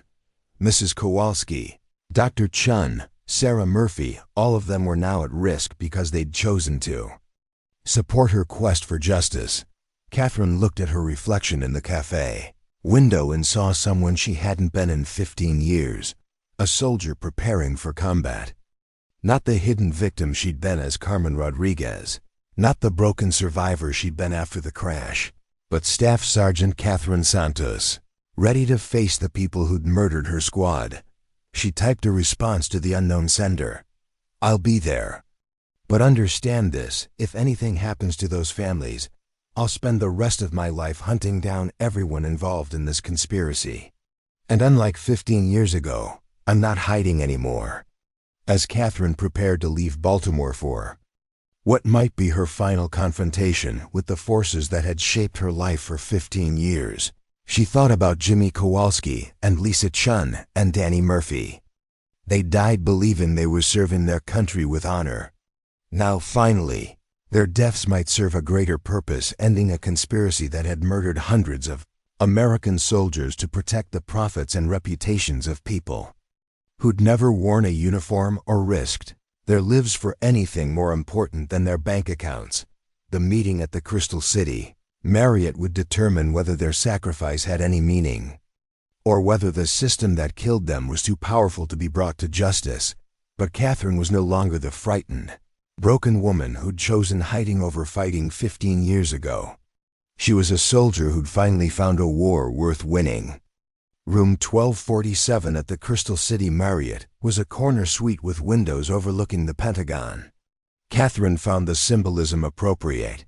The meeting place offered a clear view of the building where, 15 years earlier, officials had signed her death certificate and authorized the cover-up that had defined her life ever since. She arrived exactly at 9 p.m., having spent the previous hour conducting surveillance on the hotel and surrounding area. 3 black SUVs in the parking garage, security personnel positioned at strategic locations throughout the building, and communication equipment that suggested this meeting was being monitored by multiple agencies. They weren't taking any chances. Door to room 1247 was answered by a man Catherine didn't recognize, late 50s.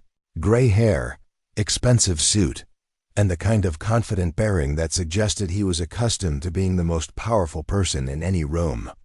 Behind him, she could see 2 other figures, a woman in military uniform and someone whose back was turned to the door.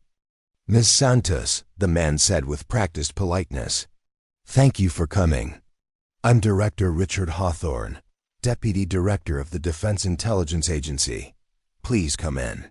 Catherine entered the suite and immediately assessed the tactical situation. 3 people she could see, probably more she couldn't. Windows that offered no escape route. Single-door entrance that could be locked or guarded. If this went badly, she wouldn't be leaving alive, but she'd come here knowing that. The question was whether she could accomplish something useful before they killed her. The woman in uniform turned out to be Colonel Patricia Brennan, looking older and more haggard than she had in her Pentagon office. The third person was someone Catherine hadn't expected. General Robert Calloway himself, supposedly retired, but apparently still active in managing the conspiracy that had killed her squad. "Staff Sergeant Santos," Calloway said with the tone of a commanding officer addressing a subordinate. "You've caused quite a stir." "General," Catherine replied, matching his formal tone. "You look good for someone who should be in federal prison." Hawthorne gestured toward a chair, but Catherine remained standing. She wasn't here to be comfortable. "Miss Santos," Hawthorne began, "we're here because the situation has become complicated. Your public disclosure has created problems that extend far Beyond Operation Sandstorm. Problems that affect national security at the highest levels. Good. I don't think you understand, Colonel Brennan interjected. The operations you're exposing weren't rogue activities. They were authorized programs designed to protect American interests in ways that couldn't be acknowledged publicly. Catherine stared at Brennan with undisguised contempt. You mean they were criminal enterprises designed to line your pockets while you murdered the soldiers under your command? Watch your tone, Sergeant, Calloway snapped, falling back into the command voice he'd used to order countless soldiers to their deaths. I'm not your sergeant anymore, General. I'm not anyone's sergeant. I'm just a citizen who's tired of watching you bastards hit away with murder. Hawthorne raised his hand to prevent the situation from escalating further. Ms. Santos, we're prepared to offer you a deal. A generous deal that recognizes both your service to your country and the complications your survival has created. He pulled out a thick folder and placed it on the coffee table. Full reinstatement of your military rank and benefits, including 15 years of back pay with interest, a commendation for your service during Operation Sandstorm, medical care for any ongoing issues related to your injuries, and a consulting position with a private security firm that would pay you $200,000 annually for the rest of your life. Catherine glanced at the folder without touching it. In exchange for public retraction of your claims, Brennan said. A statement acknowledging that your memories were compromised by your injuries, and that you've received medical treatment that helped you understand the difference between trauma-induced fantasies and actual events. And the families? The families would receive similar compensation packages, Hawthorne replied, sufficient to ensure their comfort and their silence. Everyone wins, Miss Santos. Justice is served through financial compensation rather than criminal prosecution that would damage national security. Catherine looked around the room at these three people who represented everything that was wrong with the system she'd once served proudly. They were offering her blood money payment to stay quiet about the murder of her squad and countless other soldiers over the years. Let me make sure I understand, Catherine said slowly. You're offering to pay me to forget that you murdered Jimmy Kowalski, Lisa Chan, Danny Murphy, and 9 other good soldiers to cover up your arms-dealing operation. We're offering to compensate you for 15 years of hardship that resulted from a legitimate military operation that had unfortunate consequences, Calloway replied. Unfortunate consequences. Catherine repeated the phrase with disbelief. You shot down our helicopter with a military drone to prevent Hassan al-Rashid from testifying about your criminal activities. Then you erased me from existence and let the families believe their children died in an accident. And you call that unfortunate consequences. We call it necessary sacrifice for the greater good, Hawthorne said. Ms. Santos, the operations you're exposing generated millions of dollars that funded critical intelligence activities Congress would never have authorized. Activities that saved American lives and protected American interests around the world. By selling weapons to the same insurgents who were killing American soldiers. By maintaining operational flexibility in complex situations, where traditional oversight would have prevented necessary action. Brennan corrected. Catherine realized she was looking at people who'd spent so many years justifying their crimes that they'd lost the ability to recognize them as crimes. In their minds, they were patriots making difficult decisions for the greater good. The fact that they'd gotten rich in the process was just a fortunate side effect. Here's my counteroffer, Catherine said. You confess to everything. You provide testimony about every operation, every murder, every cover-up over the past 2 decades. You name everyone involved, from the lowest level clerk to the highest ranking officials. And you spend the rest of your lives in federal prison, thinking about the soldiers you killed. The three of them exchanged glances, and Catherine saw something shift in their expressions. The pretense of negotiation was over. Miss Santos, Hawthorne said with genuine regret, I was hoping you'd be more reasonable. I was hoping you'd be more honest." Calloway stood up, his military bearing evident despite his civilian clothes. "Sergeant, you seem to be under the impression that you have some kind of leverage in this situation. Let me clarify something for you. The story you've told is already being discredited. The evidence you've provided is being challenged by experts. The families you've involved are being investigated for potential national security violations. And you," Brennan added, "are about to suffer a complete psychological breakdown brought on by the stress of your false accusations. You'll be found in your hotel room tonight, having taken your own life out of guilt for the damage your mental illness has caused to the reputations of good soldiers and public servants."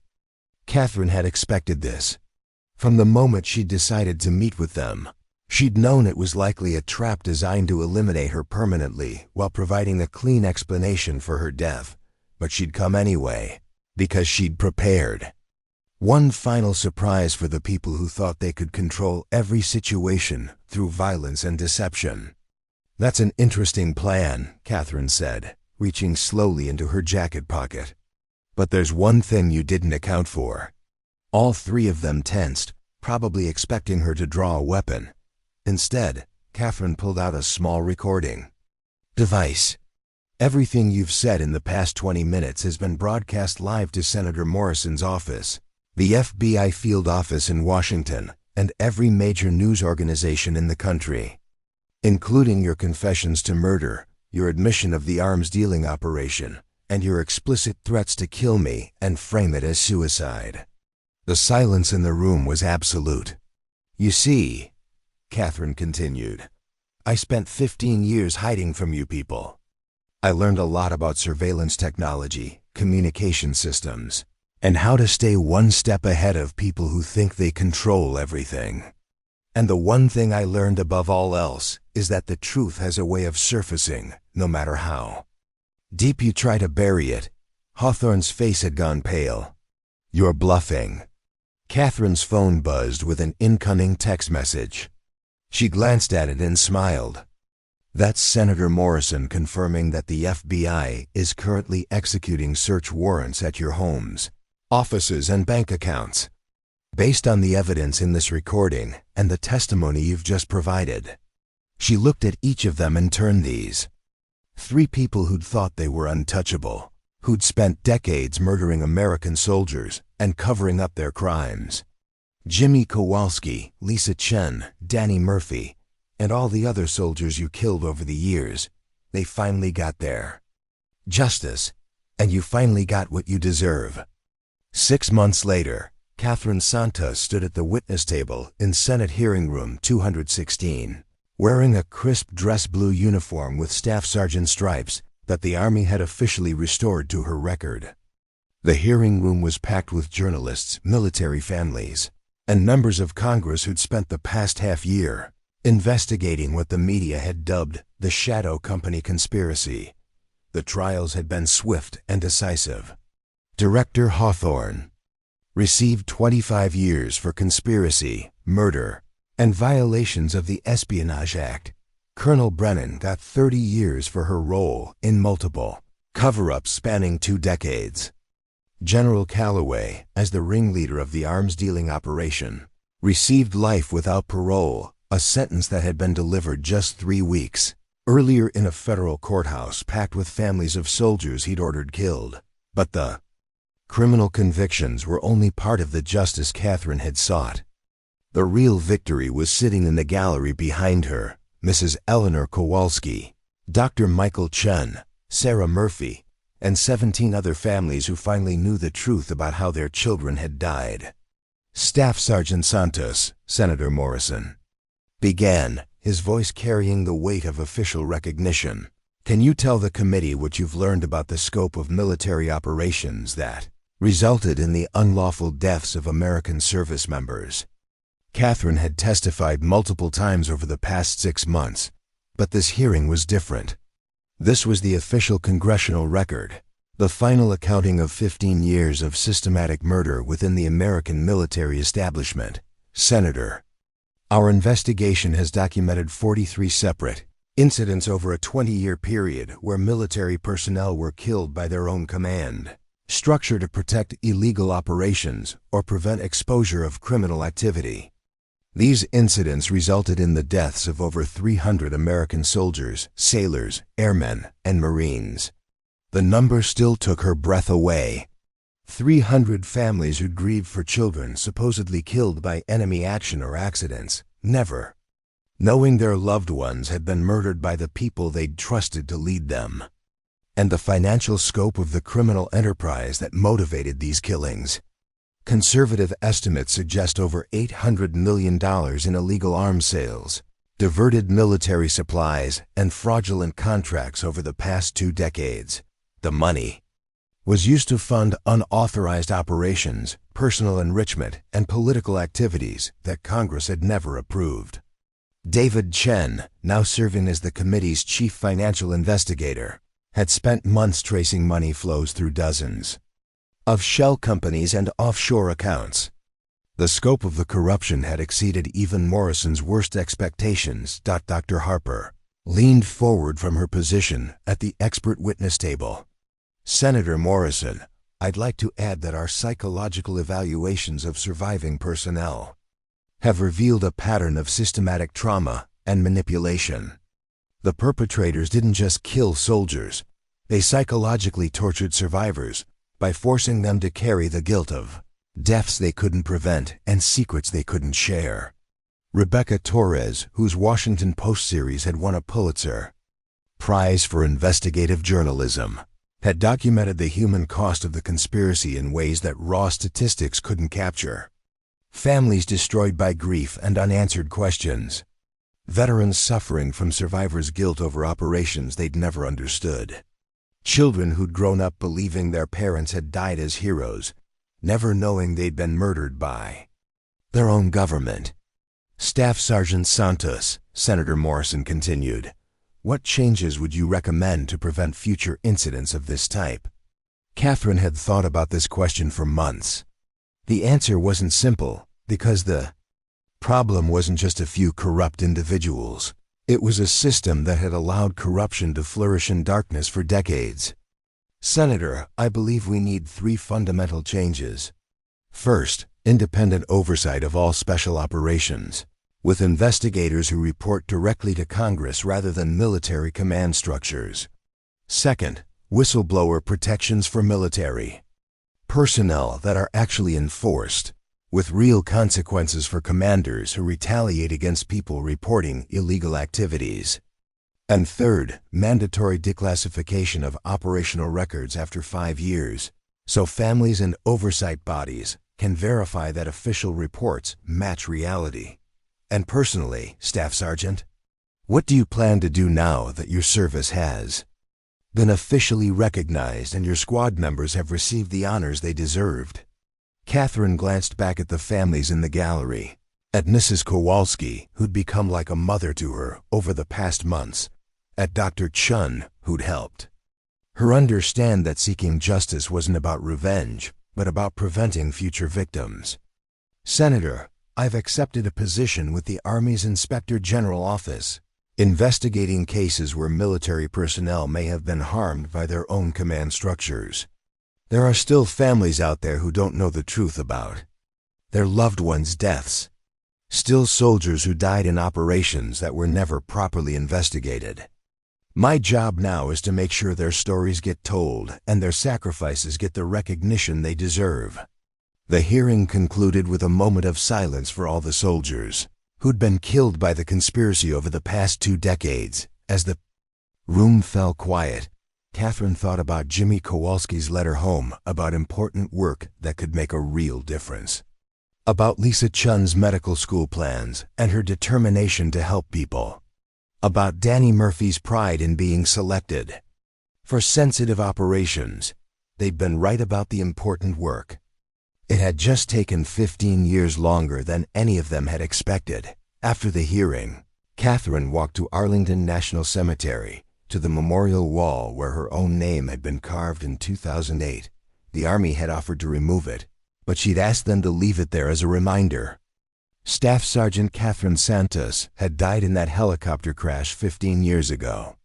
The woman who'd testified today was someone different, someone forged by survival, shaped by loss, and defined by the decision to fight for truth rather than accept comfortable lies. Mrs. Kowalski joined her at the memorial wall, as she had every month since the story broke. "Do you think they know?" she asked, looking at the names of Catherine's squad members carved in black granite. "I think they do," Catherine replied. "I think they're proud that their deaths finally meant something." As the sun set over Arlington National Cemetery, Catherine Santos stood among the graves of thousands of soldiers who died serving their country with honor. But now she knew that some of those graves held soldiers who'd been murdered by the very system they'd sworn to defend. Her job, her mission for however many years she had left, was to make sure that never happened again. To ensure that no other families would spend 15 years grieving for children who'd been killed not by enemies abroad, but by criminals in uniform who'd betrayed everything the military was supposed to represent. It wasn't the ending Catherine had imagined when she'd first discovered that classified document in Colonel Brennan's office. But it was justice. Real justice for her squad and for all the other soldiers whose deaths had been covered up by people who valued profits more than the lives of the men and women they commanded. And sometimes, Catherine had learned, justice was enough. The truth had finally surfaced, no matter how deep they'd tried to bury it. And the people responsible for Operation Sandstorm, all of them, would spend the rest of their lives paying for the soldiers they'd killed and the families they'd deceived. Staff Sergeant Catherine Santos was officially alive again, and she intended to use that life to make sure the dead could finally rest in peace. Up next, you've got 2 more standout stories right on your screen. If this one hit the mark, you won't want to pass these up. Just click and check them out. And don't forget to subscribe and turn on the notification bell so you don't miss any upload from us.